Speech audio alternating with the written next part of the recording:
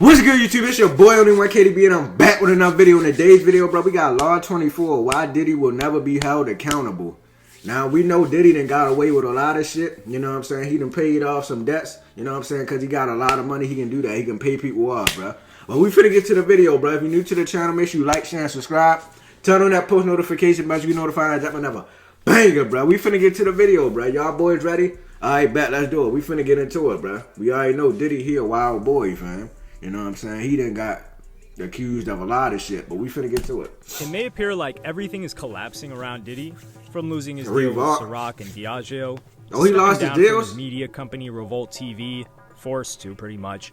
But if you're smart... I was always wondering what happened to that, to the Revolt TV. Remember, him in Miami used to do the TV show. Well, was it a TV show? I don't know what it was. I used to watch it on YouTube, though. Some of it, like some episodes and shit, but I always wondered what happened to that shit. Don't count him out yet. Law 24 reads, play the perfect courtier. The perfect courtier thrives in the world where everything revolves around power and political dexterity. He has mastered the art of indirection.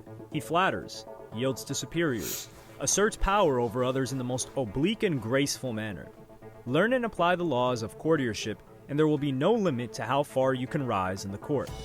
I have no idea what any of that means, but okay. Brought forth by Cassie, Diddy's ex-girlfriend of many years and one of his signees to Bad Boy Records, was by the music industry at large. Many people found it freaky that many voices that have had plenty to say about way smaller allegations against other people were nearly silent when it came to saying something about Diddy's heinous accusations. And it's all by Diddy's design. Great courtiers throughout history have mastered the science of manipulating people. They make the king feel more kingly. They make everyone else fear their power. They are magicians of appearance, knowing that most things at court are judged by how they seem. Great courtiers are gracious and polite. Their aggression is veiled and indirect. Masters of the word, they never say more than necessary. Getting the most out of a compliment. I might want to get y'all popcorn because this video 19 minutes long and we here for a lesson. You know what I'm saying? Law 24, we finna learn about this shit. So make sure y'all boys get y'all pens and pads and y'all notebooks down because we finna learn. You know what I'm saying? Make sure y'all jot down y'all notes.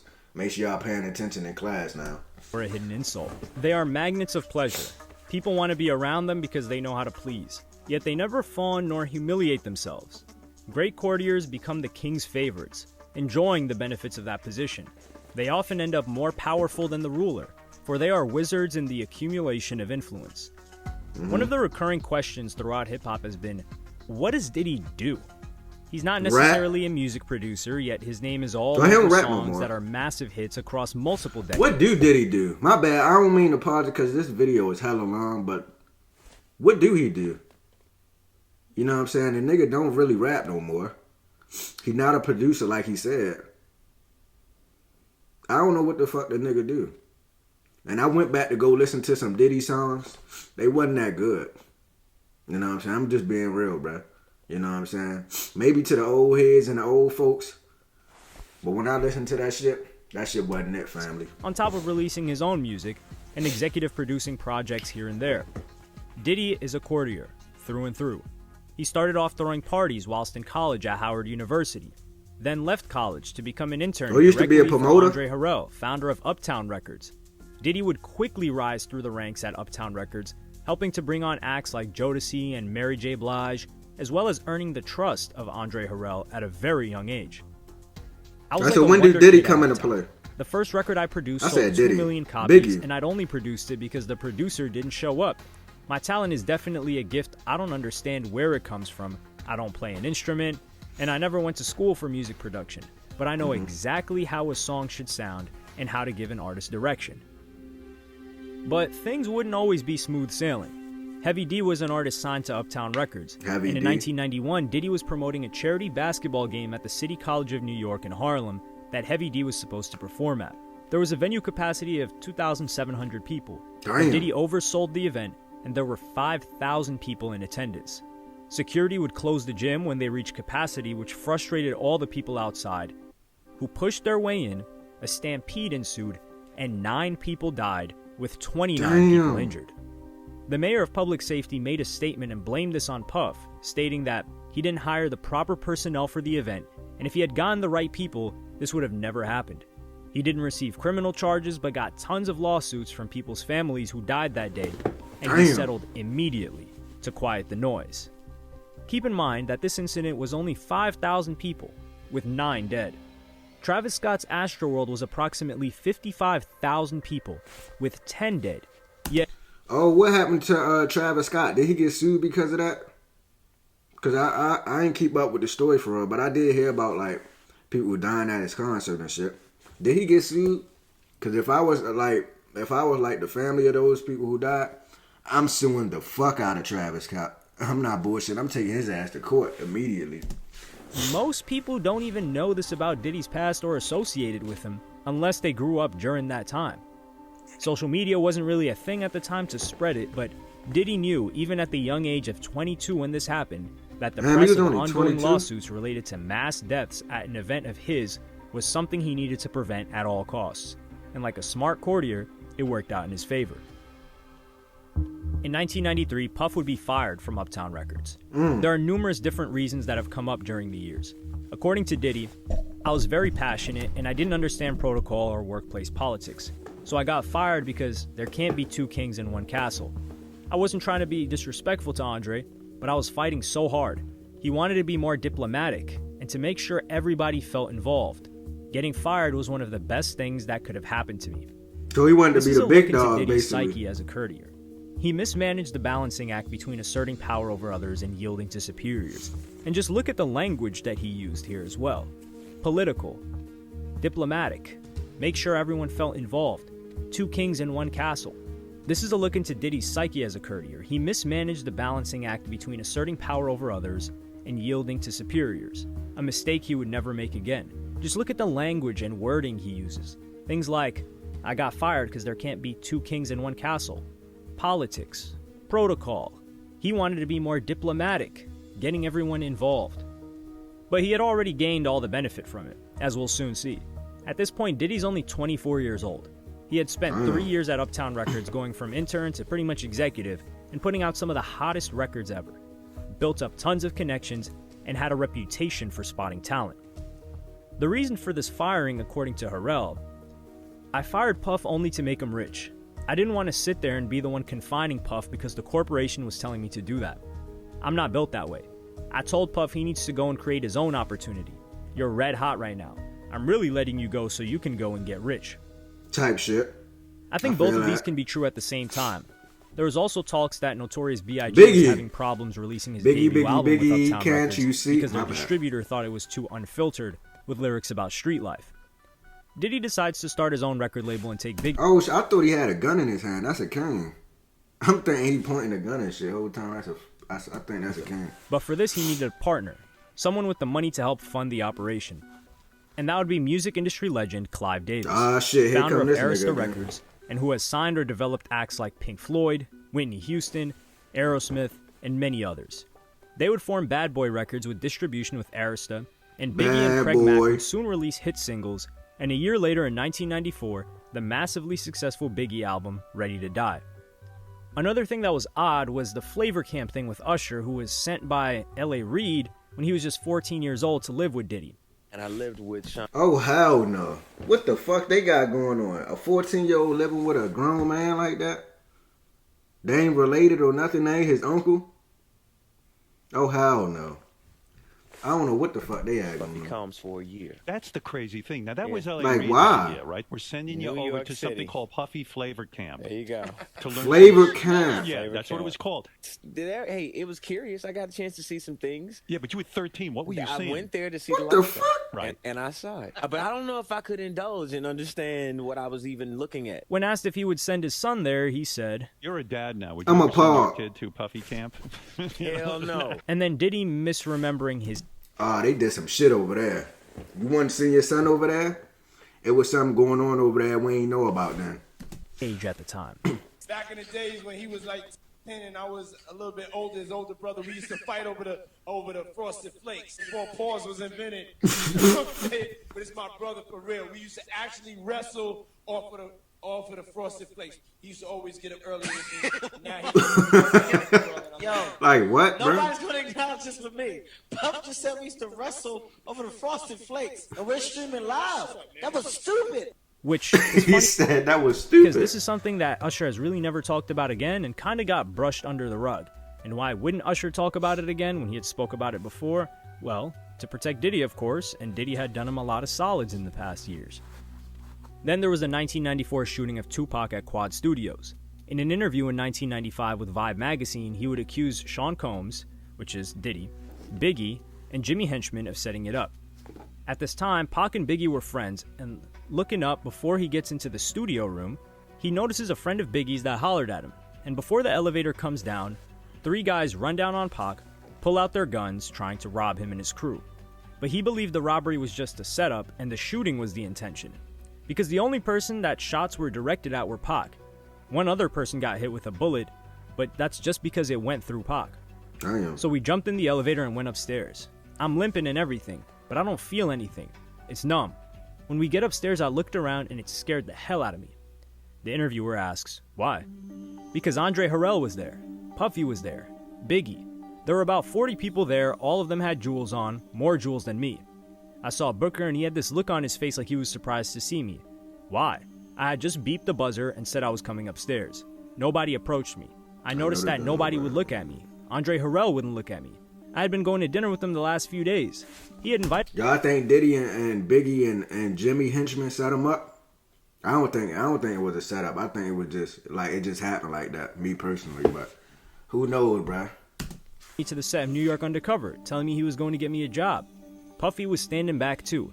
I knew Puffy. He knew how much stuff I had done for Biggie before he came out. But this is an incident that we don't even really remember when it comes to Tupac.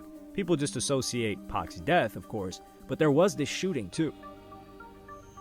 In 1999, Diddy and his crew allegedly assaulted TV host Rogelio Mills, also known as Roger Mills, after he asked if Diddy had any involvement in Biggie's death.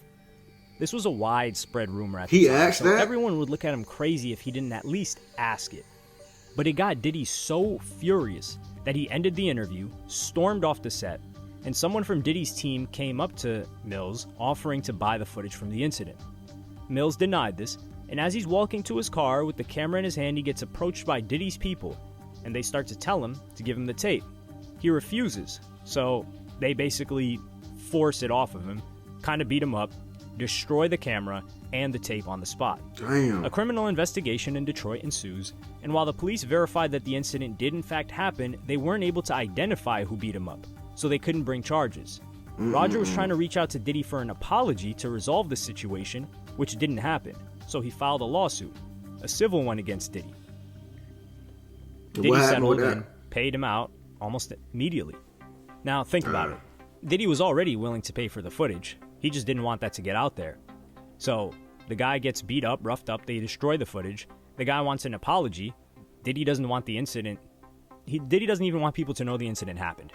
So of course he's not going to give him an apology. That's kind of The guy strange. issues a lawsuit asking for some money. Diddy's going to settle and give him some money because he was willing to give him money in the first place for this to never get out. And once he settles, the guy doesn't really talk about it, so it doesn't get out. Win-win situation for Diddy. How better to flatter and assert power over others than by bigging up their artistry, appearing in their music videos, buying them lavish gifts and cars, and charging them for all of this on the back end with alleged exploitative deals. Just some of the artists to complain about their record deals with Bad Boy Records were The Lox, who even had a Free The Lox campaign in the late 90s to get them released, and they were let go from Bad Boy to join Rough Riders. He would quickly let them go, which is something Diddy always does. When a story seems like it could get too big to harm his reputation or business, he complies. Mace was another individual who retired at the height of his fame, but when he was trying to come back, he was having contractual issues with Bad Boy, and saying that Diddy held him back. Faith Evans has taken subtle shots in interviews and in her book about the financial discrepancies she saw during her career with Bad Boy despite the success she had. I ain't gonna lie, bro. If you think about it, bro, Diddy a grimy motherfucker, boy. I'm not bullshitting, bro. That nigga different, bro. I ain't gonna lie, bro. Y'all think he ever gonna get held accountable? Y'all think Diddy ever gonna go to jail for a long time? Cause I don't think so, bro. The nigga got too much money, and it seemed like he got too much power, bro. Ain't nobody willing to lock his ass up for a long time or none of that shit, bro. The nigga just gonna pay everybody up, bro. That's what it seemed like to me. I don't think the nigga ever going to jail. For what Whenever he done. Diddy is faced with addressing these claims, he has always had a similar response. denying it and saying that he was someone who provided opportunities and supported his artists by helping them launch their careers in an industry where not many people make it. He also didn't do much to try and quell this narrative because it didn't really harm his business. These complaints about record contracts are an industry-wide thing, so it didn't specifically make Diddy's brand look bad or harm his potential brand opportunities. The same year as the Roger Mills incident, 1999, was the infamous club shooting.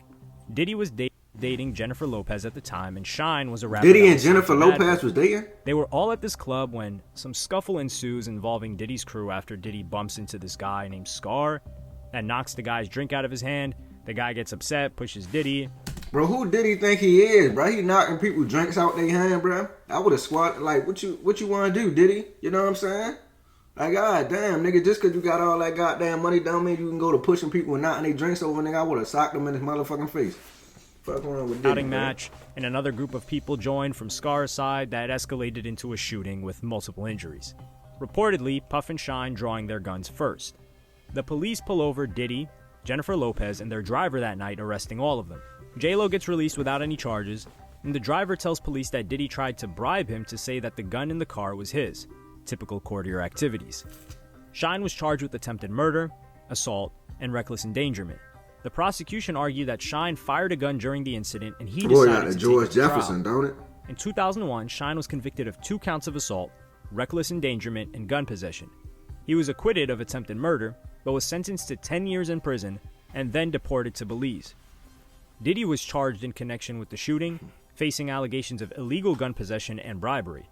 The bribery charge was related to allegations that he offered his driver money to claim ownership of the weapon found in the vehicle after fleeing the scene. Diddy took it to trial too, with a high-profile lawyer, and was acquitted of all charges. Diddy also faced civil lawsuits from victims of the shooting afterwards. It's reported that he settled these suits out of court, although the details and amount of the settlements were not publicly disclosed. This was done very quietly and low profile, something that became Diddy's MO even until this day.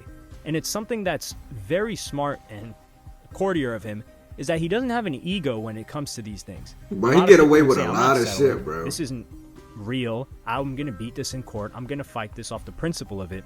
But Diddy knows that regardless, he's going to spend money, and it's going to harm him if it stays public because his image is his brand, is his business.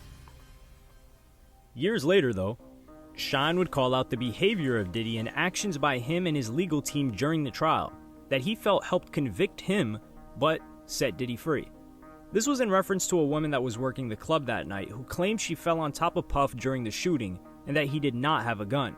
She told the jurors that it was Shine who first opened fire in the club.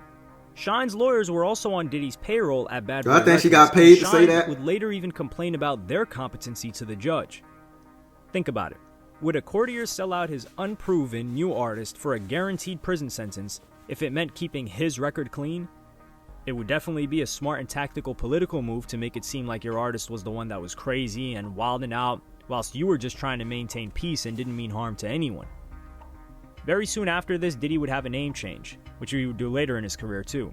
He went from Puff Daddy, that is in this case the Roger Mills incident, the deaths at the college show, to P. Diddy, a fresh and positive... This nigga got like 10 different names. He got Puff Daddy, Diddy, P. Diddy, Sean Puffy, Honeycomb. Nigga, I don't know what you got. You got too many goddamn names, my boy. You know what I'm saying? Goddamn, stick to one name, nigga. Nigga calling you all these different kind of names, bruh.